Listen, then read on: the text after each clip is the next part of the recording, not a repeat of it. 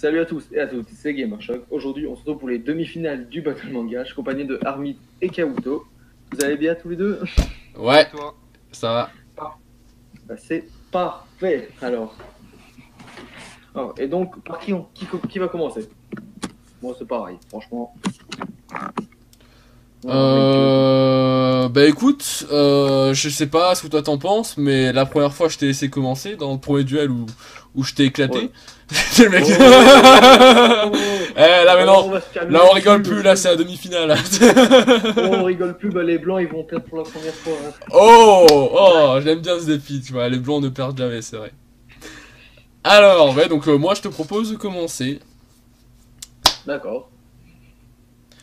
Alors, donc, forcément, vu que cette fois-ci je ne rigole pas, j'ai fait des notes pour tout. Voilà, donc le feeling c'était du mytho. Voilà, donc alors, je vais vous parler donc des 3 scènes spécifiques. Après c'est des scènes, mais en même temps c'est aussi un peu, on va dire, des épisodes. Mais en gros je vais un peu résumer quoi. Voilà, vous m'avez compris, hein, je veux dire, on est d'accord. Oui. pas que je me fais niquer à cause de ça. Hein. Tu vas pas raconter tous les dialogues non plus. Voilà, après... Je permets de vous interrompre, pardon. Je permets de vous interrompre juste pour vous dire. Ouais. Mais en même temps, si après la scène dure tout le long de l'épisode, tu vas pas faire prendre 3 minutes. Oui, mais voilà, mais il va pas résumer chaque dialogue par. Non, oui, voilà, mais je veux dire, justement, c'est ça, tu vois, c'est des scènes que j'ai résumé, pris, quoi. elles durent en un peu tous les épisodes, tu vois. Mais Oui, justement, pour moi, bah, tu vois, ça risque de coûter des points en gros si vous allez pas l'essentiel, quoi. Genre. Si Non, vous- mais t'inquiète pas, je vais faire en gros, tu vois. En gros, je vais préfère pas vous prendre au dépourvu, je préfère vous prévenir. Pour pas je vais faire des résumés, tu vois. En gros, je vais faire des résumés et à chaque fois, je vais préciser les points forts, quoi. Bon, Ok, du coup, parfait. pour les Comme d'hab. 3 scènes que j'ai pris, il y en a peut-être qui vont dire que c'est le choix de la facilité, mais moi, c'est vraiment, honnêtement, c'est les 3 trucs qui m'ont le plus marqué dans nos Game No Life, quoi. Je veux dire, voilà. Donc première scène, on va dire, qui m'a marqué, c'est tout simplement le combat donc de Sora et Shiro et donc des blancs face à Kurami pour devenir roi de l'Humanity, hein. Ce fameux combat juste énormissime avec déjà le jeu en lui-même qui était vraiment génial, donc le jeu d'échecs et tout, mais très spécifique où les pièces d'échecs sont possédées et donc avancent avec leur propre volonté et compagnie. Ça vraiment c'était un truc de fou.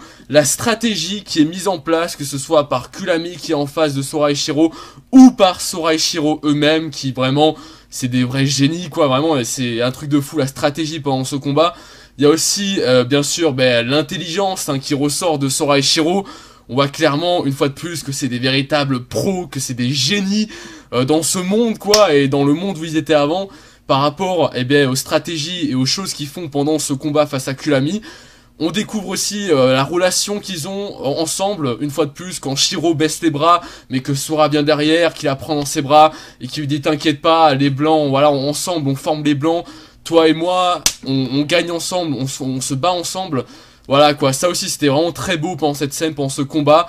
Et bien sûr les retournements de situation juste incroyables, où on ne sait jamais qui va gagner au final entre Kurami ou Sora et Shiro, vu qu'à chaque fois on se dit oh putain, ça y est Kurami elle est en train de cheater, elle va gagner face à Sora et Shiro, mais là non, dingue, il y a Sora et Shiro qui trouvent une stratégie, enfin voilà quoi. Donc ça c'est vraiment la première scène, c'est vraiment ce combat face à Kurami pour devenir roi de l'Humanity, qui est vraiment énorme je trouve.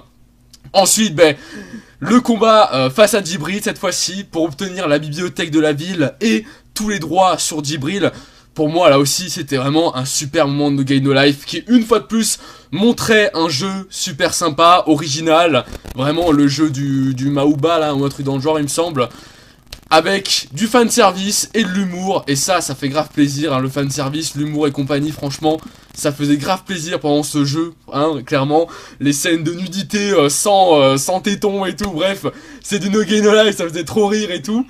Il y avait aussi, à la toute fin de ce combat, face à Djibril, à la toute fin, quand ils sont dans l'espace et tout. C'est vraiment un des moments, je trouve, les plus épiques de l'anime. C'est vraiment ce moment où, une fois de plus, Sora et Shiro montrent toute leur stratégie, tout leur talent, voilà, leur intelligence face à Djibril, qui est pourtant une flugelle qui maîtrise la magie et tout, et qui dans l'espace arrive à faire des retournements de situation mais incroyables, avec des OST derrière qui te pètent les oreilles et qui t'envoient plein la vue quoi, vraiment c'est un truc de fou. Voilà quoi, pour moi, deuxième scène incroyable, c'est ce combat face à Jibril, qui est vraiment énormissime, et qui une fois de plus, est drôle et épique. Et la troisième scène qui a vraiment beaucoup marqué, c'est eh bien le combat face à Izuna. Voilà, je sais, je vous l'ai dit hein, clairement. Il y en a peut-être qui vont se dire c'est peut-être trop simplet, mais pour moi c'est vraiment les scènes qui m'ont le plus marqué, même s'il y a d'autres scènes sympas. C'est vraiment voilà ce qui m'a le plus marqué quand on me dit No Game No Life, c'est ces combats là. Donc là le combat face à Izuna pour gagner les terres des Werbeasts sur le continent. Donc là une fois de plus un jeu très sympa, hein, voilà le jeu de tir et tout dans un Tokyo bis. L'humour et le fanservice toujours autant présents, qui font grave plaisir avec Sora au début qui tire sur Jibril, qui tire sur Stéphanie pour la foutre à poil, Shiro qui se tire sur Sora pour qu'elle tombe, enfin voilà quoi, vraiment c'est une superbe scène que j'adore, c'est trop drôle. L'incroyable stratégie de Sora et Shiro, avant même que le jeu commence, ils ont mis en place une stratégie avec Stéphanie et tout, qui va finir par payer, et qui va finir eh bien, par vaincre Izuna, lors d'un ultime face-à-face à la fin, avec un double headshot d'Izuna face à Sora et Shiro, où on se dit ça y est, c'est fini, ils ont perdu les blancs. Eh ben non, il y a Stéphanie qui débarque derrière. Vraiment, le coup bien fourré, on va dire, de Shiro, qui fait croire qu'elle est possédée par Izuna après le tir. Mais non, elle avait tout simplement lancé un bouton, eh ben, pour se protéger. Enfin voilà, quoi, une fois de plus, de l'épicness, du fanservice, de l'humour, des retournements de situation encore et encore, avec des OST et des personnages juste magnifiques. Donc voilà, pour moi, sur vraiment ces trois scènes-là, qui m'ont le plus marqué en No Game No Life, sont vraiment les trois combats principaux de l'anime, qui pour moi sont juste énormes et montrent vraiment les capacités de cet univers et de ces personnages qui s'y trouvent. Voilà pour moi. Ouais, ok. Ouais, ok. Et donc moi je vais aussi parler de trois scènes. Bon, ça n'a rien à voir au niveau genre des scènes. Et donc moi je vais commencer. Donc en gros, je vais rappeler que Kirino, elle cache à ses parents et à ses amis, à ses meilleurs amis, qu'elle est une otaku, car c'est un truc très mal. Et cet épisode commence par Kyosuke qui rentre chez lui et qui trouve son père assis devant sa sœur avec un érogué au milieu. Et donc, tu n'écoutes pas ce que son père a dit à Kirino. Kirino part et Kyosuke va la retrouver pour lui parler. Et donc, il lui demande qu'est-ce que son père lui a dit. Et il lui a dit très simplement qu'il n'était pas d'accord pour ses passions, qu'il est d'accord pour qu'elle ait une top modèle, qu'il est d'accord pour tout ce qu'elle fait, mais qu'elle n'est pas d'accord pour une passion aussi inutile que d'être otaku, et que les médias disent que c'est mal et tout ça. Et donc, juste après, et c'est vraiment ça le centre de la scène, Kirino se met à pleurer, et en parlant de ce que son père lui a dit, pleurer de tristesse, parce que déjà on lui a dit que sa passion était inutile, alors que pour elle, elle le dit elle-même, ce n'est pas quelque chose d'inutile, c'est quelque chose qui la complète elle, et que sans les trucs d'otaku, les mangas, les animés, les jeux vidéo, elle ne serait pas elle-même. Elle se met à pleurer parce que son père va lui retirer ce qu'elle adore. Et c'est vraiment une scène qui est choquante émotionnellement, parce que les deux épisodes d'avant, en fait, on te présentait vraiment Kirino comme une fille joyeuse qui adorait qu'elle est otaku. Et là, voir que peut-être tout son univers va s'écouler juste parce que son père a découvert un jeu qu'elle a fait tomber. Et c'est vraiment choquant de la voir dans un état comme ça, en train de pleurer. Voilà ce que c'est ma première scène.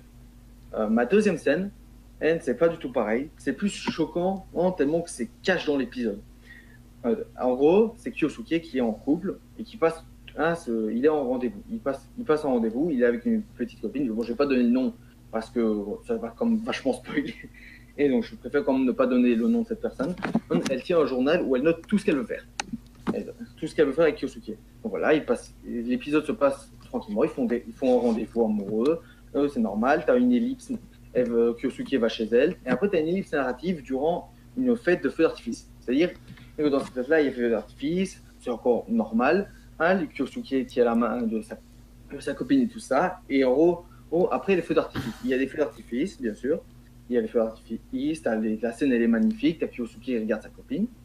Et après, donc, il lui demande qu'est-ce qu'il y a après à faire dans son cahier. Parce que dans son cahier, comme je dis, il y a tout noté, tout ce qu'elle veut faire avec lui. Et donc vraiment, on a la fin de l'épisode. Elle ouvre le cahier, tu vois ce qui est écrit dedans, il est écrit rompre avec Kyosuke. Et ça, c'est vraiment cette scène. J'étais devant mon écran, j'étais choqué de cette scène. J'étais choqué de cette scène parce que c'est tellement cash. Et après, l'épisode, il se finit là-dessus. Tu ne sais rien d'autre de ce qui se passe après. Et voilà. Voilà la deuxième scène qui m'a choqué. Je sais que ça a été très rapide. Cette scène m'a vraiment choqué parce que l'épisode, en fait, est tellement joyeux et tout ça, que quand ça finit si cash, hein, c'est vraiment choquant hein, quand ça arrive comme ça, et que cette scène est vraiment, en termes de mise en scène, tu la sens vraiment pas arriver, ce qui choque vraiment. Bon. Et donc, voilà. Et là, je parlais de la troisième scène, et cette scène, elle m'a traumatisé. Et franchement, elle m'a rendu super triste. C'est vraiment une scène qui m'a rendu super triste. Et cette fois, hein, c'est Kyosuke qui va rompre avec quelqu'un. Hein, et ça me fait... Même comme ça, hein, donc tu as Kyosuke qui va voir hein, cette fille. C'est la même qui avait rompu lui la première fois avec. C'est la même. Et donc, il va voir cette fille. Ils sont en train... Ils parlent. Et puis, il dit en pleurant, il est même en pleurs. Il lui dit qu'il ne veut plus être avec elle. Et donc, vous voyez ce journal que j'ai dit où il est marqué tout ce qu'elle veut faire avec. Elle va vraiment la déchirer.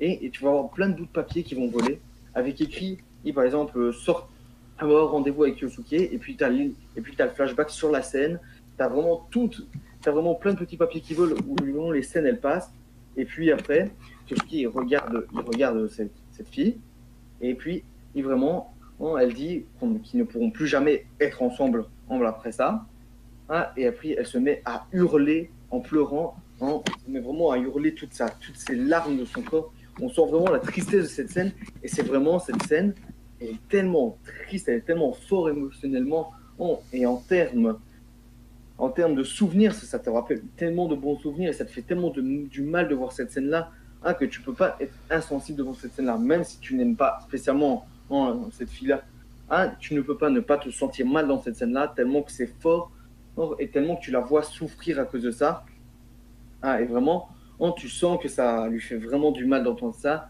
hein, et voilà, c'est vraiment affreux.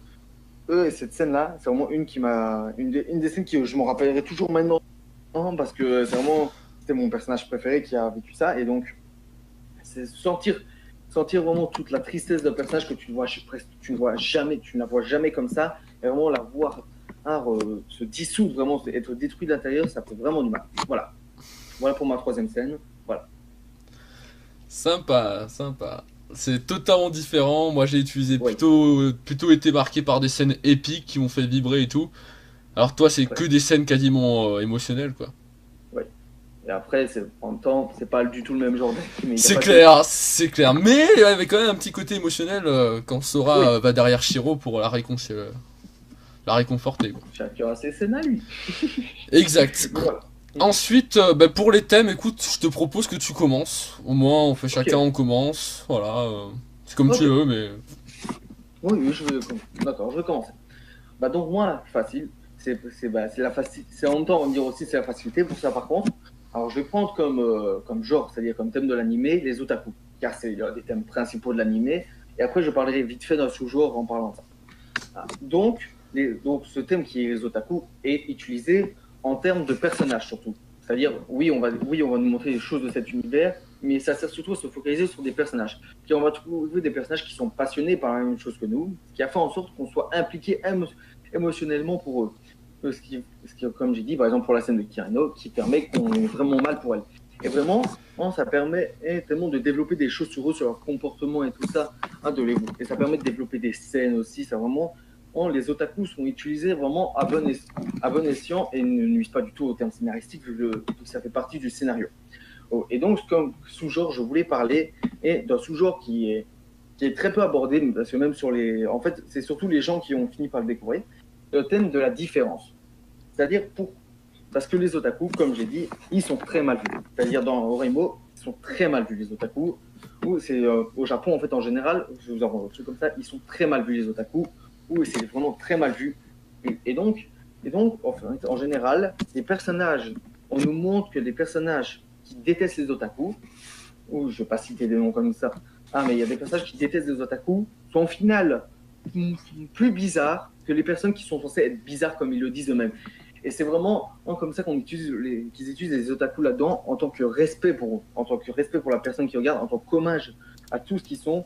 Bon, et vraiment qu'ils montrent un respect pour eux en montrant que même les personnes qui disent, eux, être normaux, ne pas être des gens bizarres, qui sont pourtant eux-mêmes les personnes les plus bizarres comparées à ces personnes qui sont tout à fait normaux, qui sont les otaku, qui ont des sentiments comme nous, qui ne sont pas, comme ils imaginent, des gens cloîtrés dans leur chambre à rien faire, et qui sont vraiment des personnes avec des émotions, des sentiments, et les otaku. Et en fait, le terme des otaku est vraiment bien utilisé, et comme ça. Voilà. Tu frappes ton micro, quoi. Le mec, je trouve, je suis allé, je regardais dans le salon, je me dis, mais c'est qui fait ce bruit là? Putain. Je frappe pas mon micro pourtant. Il est en mode, putain, je suis trop chaud, allez, tiens. Bon, allez, vas-y. Du coup, c'est bon, t'avais fini, ouais? Oui. Ok. Alors, moi, du coup, bah, écoute, on va pas se mentir, tu m'as bien aidé. Moi, le thème que je vais choisir, du coup, bah, pour No Game No Life, qui pour moi, bah, au final, bah, c'est vrai que c'est un thème qui clairement bah, représente, on va dire, quasiment, allez, 70% de l'anime, je dirais, bah, c'est les jeux, tout simplement, voilà. Voilà, c'est les jeux, voilà, parce que clairement, bah, dans No Game No Life, bah, tout part d'un jeu, tout est fait avec un jeu. Sora et Shiro, voilà, c'est vraiment des pros là-dedans, c'est des véritables geeks, c'est des véritables nets accros à la technologie et donc aux jeux, qui vraiment sont des véritables génies, qui sont forts à tous les jeux, qui maîtrisent plein de personnages et tout. Pour eux, la vie IRL est un jeu de merde, clairement, c'est de la merde, c'est un jeu de merde. Et ça aussi, c'est assez intéressant, parce que pour moi, Yu Kamiya, donc le créateur de No Game No Life, quand il a fait, j'allais dire Charlotte, quand il a fait No Game No Life, justement, pour moi, il a vraiment voulu lui-même faire passer son message, parce que je pense lui-même qu'il trouve que la vie est un jeu de merde, et c'est d'ailleurs pour ça qu'il a dû créer No Game No Life, et donc Sora et Shiro, c'est clairement parce que pour lui c'est un jeu de merde, et donc il voulait vraiment, on va dire, le dévoiler comme ça, à l'aide d'un anime, à l'aide d'un support et tout. Et donc voilà, clairement, les jeux, c'est le centre de No Game No Life, vu qu'ils atterrissent à Disboard, le monde des jeux, hein, et tout se règle par des jeux, clairement. Donc tous les combats qu'on va voir, tous les petits trucs qu'on va voir dans No Game No Life, chaque petite décision, chaque petit embrouille, ça se finit par un jeu, voilà, Sora à chaque fois qui va chercher un peu la merde, et qui ensuite, hop, on joue à un jeu. Enfin voilà quoi, vraiment, c'est vraiment pour moi, les jeux sont au centre de No Game No Life, parce que vraiment, comme j'ai dit, y a tout qui se fait par les jeux, voilà, clairement, donc c'est vraiment de la bombe atomique. Après, y a un petit côté, on va dire aussi, isekai, hein, forcément, hein, voilà, Sora Shiro qui atterrit dans un monde fantasy et tout. Donc là aussi, le petit côté isekai, qui est bien mis en avant, avec ce nouveau monde qui, pour eux, est déjà un monde beaucoup mieux que leur ancien. Le fanservice, là aussi, clairement, on voit que Yu Kamiya, quand il a fait No Game No Life, voilà, il s'en foutait un peu, quoi, voilà, il a vraiment, allez, s'en fout, on fout une gamine de 11 ans, qui limite se fout à poil, qui en kiffe sur son frère, voilà, on fout des scènes de douche à tous les 3 épisodes, on fout une scène de douche, dès qu'il y a un nouveau personnage qui arrive, hop, on le fout dans la douche à poil, hein, c'est clairement ça, je veux dire, Djibril, dès qu'elle arrive, on la fout dans la douche avec son savon magique, là, ensuite, Izuna et tous les autres, dès qu'ils arrivent, on les fout dans la douche, pareil pour Kulami et fille. Enfin voilà quoi, là aussi le fanservice qui est grave mis en avant, il y a plein de références à plein d'animes, comme une référence à Jojo, voilà, vraiment tu vois que Yu Kamiya, quand il a fait cet anime, et donc quand il a créé ce light novel, cet univers, il voulait faire passer un message par rapport à notre vie, notre société actuelle. Et donc il voulait vraiment faire passer un message, il voulait vraiment montrer à quel point l'humain est vraiment stupide, et à quel point on pourrait régler des gros trucs à l'aide de simples jeux, voilà, tout simplement, au lieu de s'entretuer et tout. Et surtout, voilà, il montre qu'il en a rien à foutre et tout, des tabous, voilà, il en a rien à foutre de tous les tabous. Il balance tout ce qu'il a par la suite, parce que dans les light novels, on sait pas, mais dans les light novels, il va y avoir plein d'autres trucs et tout. Voilà, plein d'autres types de filles. Enfin voilà quoi. C'est vraiment ça qui est génial avec No Game No Life, c'est que c'est un anime sans pression, qui vraiment n'a rien à se cacher, et qui vraiment, il va. Voilà, il y va à cœur joie. Et voilà. Et donc pour moi, voilà, c'est clairement ça les thèmes principaux. Voilà, c'est vraiment le jeu à fond, le message qui a été passé par Yu Kamiya, ainsi que sa vision des choses sur notre monde actuel, et donc sur sa vie actuelle aussi. Okay. Et voilà, et du coup c'est déjà fini, tu vois, mine de rien c'est rapide. Au final c'est pour ça que j'ai pris aussi des trucs Ça durait. Mais je pense honnêtement, je pense que je suis pas si mal. Honnêtement, je pense que j'ai bien, que ce soit pour les scènes, j'ai vraiment dit les scènes qui ont marqué le plus. Clairement, je vois pas ce que j'aurais pu dire d'autre. Honnêtement, je crois que nous deux, ça va. Et voilà. Du coup, bah, je pense qu'on peut dire à monsieur l'arbitre de déjà venir. Hein. Écoute, hein. Monsieur l'arbitre, vous pouvez revenir. Bonjour, je fais l'arbitre. Sans rire. Allez, c'est l'arbitre. Je suis monsieur l'arbitre. Monsieur l'arbitre a besoin encore de quelques secondes de réflexion. Ok. Ah, d'accord. Pas de soucis. Sinon, ça va, gamer? C'est con de faire. Oui, ça va et toi? Impulsif. Ouais, ça va. J'en ai un pour et le contre. Donc, j'avoue qu'une fois de plus, à ce point-là, bon, je pense que vous en doutez, mais ça se joue à un poil de Encore. Oh putain, mais c'est pas Tu possible. peux pas avoir un match où un gars gagne de l'eau. Si vous faites tout le temps des trucs serrés à un moment, le score sera serré aussi. Et Oui. c'est beau quelque part. Putain, Oui, pourtant, c'est j'ai l'impression d'y être allé à fond, quoi. Merde. Oui, je suis pas allé doucement non plus. Hein. Non, mais franchement. Ah, j'ai pas dit ça. T'as bien géré. Je suis en train d'additionner les scores. Après, je connais pas Oremo, c'est pour ça que ça n'a pas autant parlé, tu vois, mais... Ouais. Oui, c'est pour ça. Alors moi, je dis c'est comme si je joué au Remo, mais en même temps, je connais toutes les scènes de cet anime les plus importantes. Bah, elles ont beaucoup tourné sur internet, c'est important. Non, mais c'est parce que moi, je suis un flemmard. Oui. En fait, quand en fait j'ai la flemme de regarder un anime, je regarde les animes. Ça fonctionne aussi, hein. Ah bon, moi, ça m'est déjà arrivé de regarder des scènes, mais après je regardais au. Putain, Je regarde quand- pourquoi y a pas des morts dans No Game No Life normal, quoi? C'est normal, c'est qu'il arrive après. Normal, quoi, des gens, c'est normal. Normal, la famille. Après, peut-être plus tard, j'ai jamais lu les line novels. Pas comparé à ça, où j'ai tout lu. Là, je sais, j'ai jamais lu les line novels. Moi, j'en ai feuilleté quelques-uns. C'est pour ça, justement, que je disais que ça continue encore. Oui, ça, je sais que ça continue. Et ça continue aussi tout le temps. Hein. C'est long, hein. Et il reste encore beaucoup en line novel. Ils ont rien fait là encore. C'est ça le pire. Bon, est-ce que vous êtes prêts? Ouais, Ouais. je suis prêt, Jean-Pierre. Alors, pour faire simple, au niveau des scènes, je trouve que Tueur, personnellement, a plutôt bien géré. Du coup, je sais pas s'il a vraiment écrit un texte, mais en tout cas, on sent une différence par rapport à... J'ai tout noté. Honnêtement, on sent la différence. Je t'enverrai le screen après de ce que j'ai noté. Ah, mais je te crois. Sincèrement, on sent la différence comparé à avant. Du coup, peut-être que tu aurais pu faire ça avant, ça aurait été un peu moins serré. Ouais. Honnêtement, on sent la différence. Les Gamer Shock, le problème, en fait, je trouve que les deux premières, ça allait. Que la troisième, en fait, il a été très bon. Mais en fait, le fait que toi, t'aies été bon dans les trois et lui dans qu'une seule, et ben, pour moi, ça m'a fait partager. Bah, forcément, oui. Et donc, voilà. Puis, du coup, j'attribue le point des scènes à Monsieur Tueur. Army, pardon. Ouais, c'est vrai, t'as dit tueur au début. Non, mais en fait, je me suis trompé sur ma fiche. En fait, j'ai marqué Tueur et après Army. Ah. Change de pseudo entre eux. Il faut s'habituer, Donc, ensuite vient le moment des thèmes. Est-ce que vous avez des a priori? Je sais pas, franchement, là, j'en sais rien du tout. Moi, je trouve que je sais pas. Je trouve que j'ai dit un peu... Bah, commençons par Gamer Shock. Alors, j'ai directement commencé par une critique. C'est que je trouve que ça a été assez court. Je pense qu'il y aurait moyen d'un peu plus développer. Mais, après, on va enchaîner sur un bon point. Je trouve que tu as été plutôt... Tu disais que c'était un peu le choix de faciliter les otaku. Mais je pense que, tu vois, tu aurais pu parler de la romance. Là, ça aurait été peut-être un choix encore un peu plus facile, tu vois.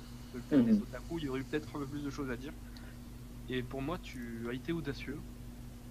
Et le fait de parler de la différence avec le thème des otaku, et ben franchement, ça a fait un très bon mélange.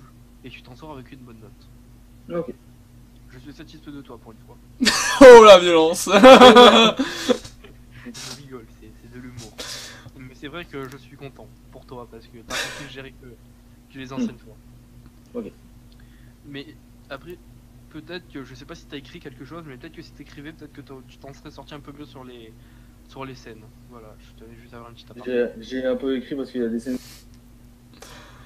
Bah, faudra La voir première si- que j'ai dit, je m'en souvenais. La première que j'ai dit, je m'en souvenais presque pas parce que ça faisait longtemps que je l'ai pas. Soit. Donc, vient après au tour de Armit. GIGN.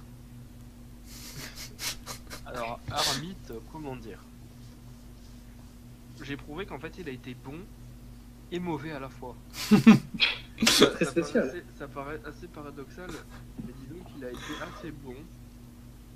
Mais disons qu'en fait, en parlant un peu trop de l'auteur, je trouve qu'il s'est pas égaré, enfin si un petit peu, C'est éloigné.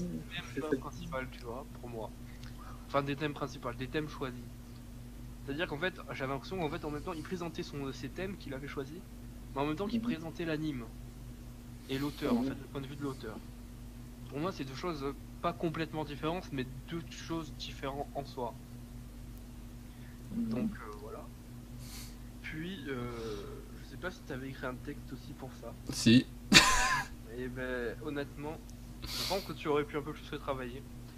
Là, je suis allé Enfin, vite le fait. premier Hein. texte que tu avais fait, il est en dessous, franchement. Honnêtement, les scènes, tu t'es vraiment bien débrouillé avec ton texte. Honnêtement. Donc, j'attribue le point à Gamer Shock. Donc, vous vous dites qu'il y a un 1. Oui. Je pense que vous me connaissez. Oui. Et donc, je pense que vous savez que j'ai fait aussi des notes sur 5 pour départager. S'il y a un 0,25. Alors, c'est la meilleure des coïncidences. Putain, c'est pas possible. J'ai géré le début et j'ai merdé la fin. Quoi. C'est ça. Et Gamer Shock, lui, c'est un peu les deux en fait. Il merde un peu au début, il se rattrape à la fin du début. Au début du début, Alors, il se- Enfin, j'ai bien géré le début et j'ai géré et merdé en même temps la fin. C'est ça, c'est exactement ça. Gamer Shock, lui, c'est un peu plus nuancé. Alors, vous êtes prêts? Alors, pour Armit, pour les scènes, tu t'en sors avec un score de 3,75 sur 5. Putain, il veut pas le donner son 4. Hein. Mais moi, le 4, il faut un peu plus que ça. Putain, tu veux quoi? Tu veux que je te fasse une pipe serrée, c'est ça? Pour moi, tu aurais pu le marquer un peu plus impactant, tu vois, en illustrant un peu plus. Le point fort, en fait, de Gamer Shock dans les scènes, dans la troisième scène qu'il a présentée, c'est que pour moi, il a très bien illustré la scène.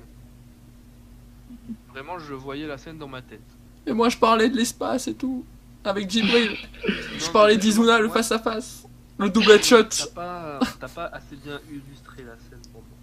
Tu as résumé la scène, tu l'as pas illustré. Normal, c'était un épisode entier. Je pouvais pas résumer. Enfin, je pouvais que résumer. Alors, moi, c'est 75% de l'épisode. Et les 25% qui restaient, c'était un flashback. Mais en fait, le fait qu'il ait dit quelque chose, surtout, c'est qui a été très impactant pour moi. C'est le moment où en fait la fille, je ne dirais pas le nom, déchire donc les feuilles avec de ce qu'il devait faire avec son compagnon, son ex-compagnon, et qu'en fait à ce moment-là qu'il ait dit les flashbacks, en fait je me suis directement imaginé ce que ça donnerait dans l'animé, même si je connais la scène au final, plus ou moins. Je connais pas tous les flashbacks, mais honnêtement pour moi il a très bien expliqué cette troisième scène, mais tueur vu qu'il a été bon dans les trois, j'attribue 3, oh merde, je me trompe. 3,5, donc 0,25 de moins que tueur. Oh, le fameux. Tueur gagne vraiment la manche des scènes. Oh, le Les fameux. thèmes, ça va aller un peu plus vite. 3,25 pour tueur. Je pense que j'ai dit ce que je pensais des thèmes juste avant par rapport à Armit. Tueur, pardon, excuse-moi, Armit. Oh. Oui, mais moi, tu sais, j'ai failli. Tu J'ai me failli dire diras pour l'habitude, hein. J'ai tellement pris l'habitude de dire tueur. Pour Faut le temps, j'ai failli aussi à l'intro dire tueur. En fait, à l'écrit, ça me gêne pas du tout de dire Armit, mais en vocal, en fait, je pense toujours à tueur. Mais bref, je m'égare. Oui. Donc, pour les thèmes, comme je l'ai dit, 3,25 pour tueur. Pour Armit. Pour Armit.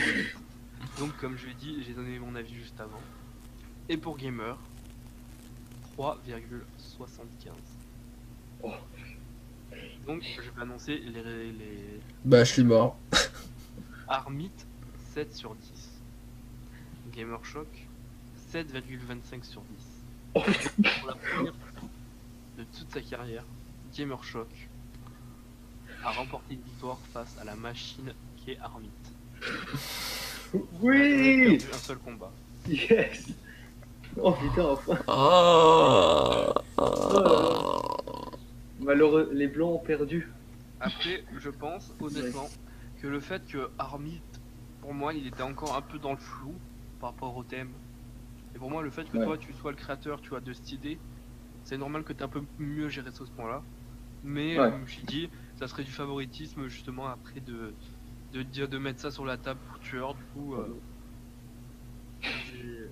j'ai fait de mon mieux. Désolé d'avoir mal expliqué à l'écrit. Voilà. Je suis comme désolé. Bah, d'avoir mal GG, expliqué à hein. l'écrit. Après, en soi, t'as pas non plus mal expliqué, c'est juste que tueur, il s'est un peu trop perdu en fait dans ce qu'il a dit. Mais comme j'ai dit, c'est un très beau combat, et une fois de plus, il est serré. 0,20. Par contre, il va revenir souvent. Ça fait comme beaucoup de fois. Tu sais, moi j'utilise beaucoup les virgules, alors le 0, Oui. il revient souvent dans les virgules. Hein. Oui, mais ça fait quand même 3 fois. Mais le pire, c'est que je fais vraiment pas exprès. J'ai en doute que tu fais pas exprès, mais c'est très marrant. Ça va devenir un running gag. Moi je marque sur 5 et en fait je le marque direct, en fait j'attends pas la fin du match. En fait, pour le prochain combat, comment déjà marquer le gagnant gagne de 0,25, hein, ça ira plus vite. Hein. Ça fait que. Mais qui sait s'il revient là. J'ai vraiment l'impression que je vais me faire insulter par certains. Mais Mais non. je tiens à vous rappeler que Monsieur Gamershock, il ne lui restait qu'un seul anime. Contrairement Ouais. à Monsieur Army qui avait 2 animes. Il lui reste le fameux Charlotte. Vous réfléchissez. Il reste donc encore une chance pour Army de se qualifier en finale. Et de prendre sa revanche. Bah, en soi, si Charlotte passe, ça fait vraiment un retour au saut parce que Charlotte avait gagné dans la première version du tournoi et Oremo. C'était les deux seuls qui avaient gagné. Et parce qu'on n'avait jamais pu finir. Donc c'était les deux seuls qui avaient gagné. Après, comme dit, ils ont Après. évolué. Il entend. Laisse-moi, il entend pas. C'est bon. Je l'entends pas. Non, je rigole, mais en fait, le problème, c'est que Zumo il prépare pas un texte. Très clairement, il va se faire défoncer. Non, mais très Ouais. clairement, il va trop se perdre en fait à l'oral. Viens, je te. La violence. Armit, il a envie d'aller en finale. Ah, je veux direct enchaîner avec Xavier, direct. Je crois qu'il en Après, veut. peut-être qu'il Je va crois. pas dire. Faut voir maintenant. Après, peut-être que aussi il faudrait que tu fasses ton outro Gamershock. Oui. Après, Je vais j'ai le faire juste maintenant. l'idée. Oui, potentiellement. Bon, je vais la faire maintenant. Bon, j'espère que cette vidéo vous aura plu. C'était encore un duel très serré. Et bah, likez, n'oubliez pas de vous abonner, de liker la vidéo. Abonnez-vous à la chaîne d'Armit Kabuto qui seront en description. Bon, bye bye.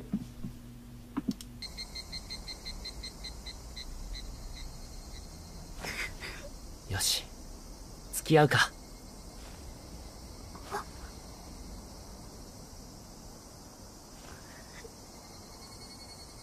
こうして俺と黒猫は恋人になった。